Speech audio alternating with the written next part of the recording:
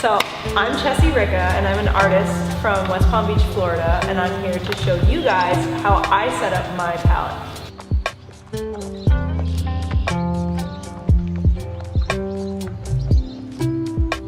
So first things first, I like to use gloves because a lot of the paints I use, for example, flake white happens to be really toxic. So gloves for me as an oil painter are super important. Next, what I use for my palette is like the basic Jerry Artarama palette. It's like wax paper, and actually if you don't want to spend $9, you can just use basic wax paper. Fun facts. So, I lay out my desk as so.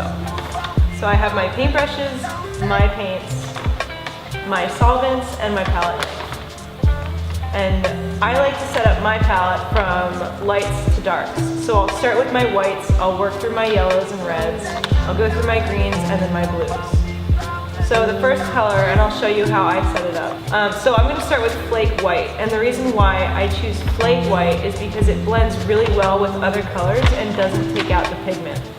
So if I was going to use titanium white, this would actually take the pigment out of colors that I like to use. And another important factor to setting up a palette that a lot of people question is how much paint do I put on my palette? And so I like to live by the rule, less is more.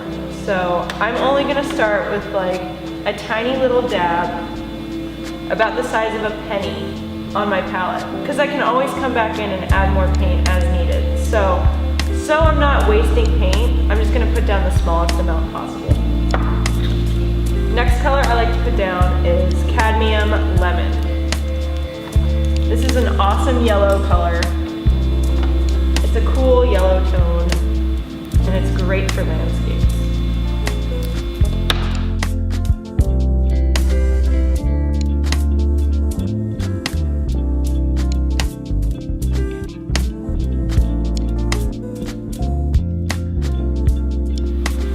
So these are the three yellows I use.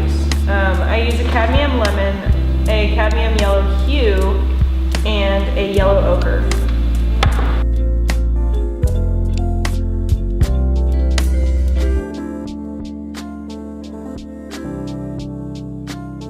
So I have one white, I have three yellows, and now I'm going to have three reds.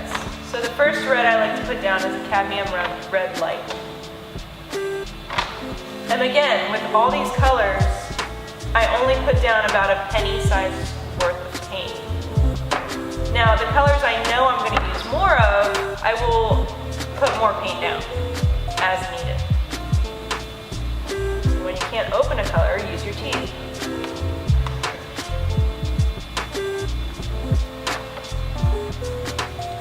So the second red I use is a cadmium red deep. And I know that they don't look that different, but on canvas, they're extremely different colors.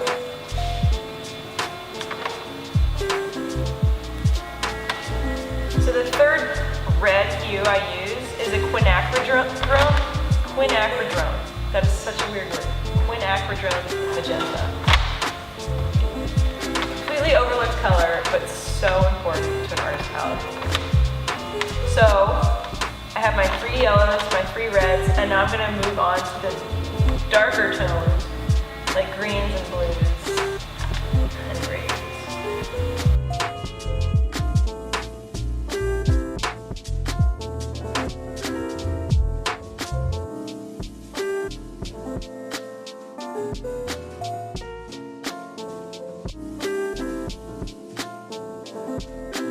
So those are my basic pigments. Yellows, reds, and blues. I also like to add two random colors to my palette. So I like to add a sky blue to my palette because it is a great color to have and mixes well with other pigments. And then for me as an artist, I haven't used black in my paintings for years. So what I use instead of black is a Payne's Gray, and Payne's Gray is an awesome color. It's not fully black, it's actually a dark blue. And so if you want to get those really deep tones, Payne's Gray is like perfect. So this is how I lay out my palette, and this is the order in which I lay out the paints. So next, whenever I'm ready to start painting, obviously you have to have your solvents. And what painters used to use back in the day were more of like a turpentine. But what I like to use is the lavender spike oil essence, and it actually smells like lavender. It's amazing. So lavender spike oil is non-toxic. It's just an all-around awesome solvent. And if you're curious about like drying times, because if you use turpentine and oil paint, your paint, the more you use, the quicker it'll dry for turpentine. But I found that when I use the lavender spike oil, my paintings dry within 1 to 3 days, which is still like amazing. So I have my paints, and I'm ready to paint. And this is how I set up my palette. And now I'm ready to paint.